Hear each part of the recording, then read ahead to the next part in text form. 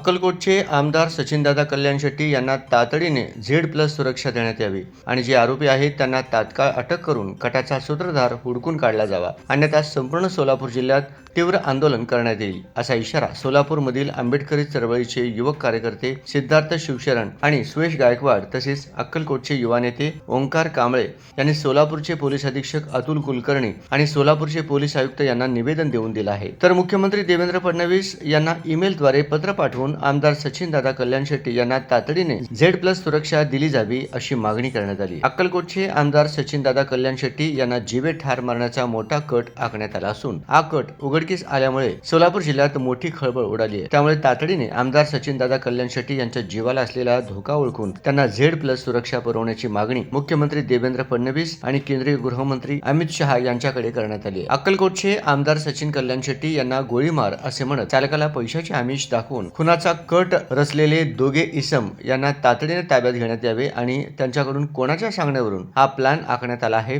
याची संपूर्ण माहिती काढली जावी आणि त्याचा तपास केला जावा, अशी ही मागणी सिद्धार्थ शिवशरण, सुयश गायकवाड आणि ओंकार कांबळे यांनी केली आहे।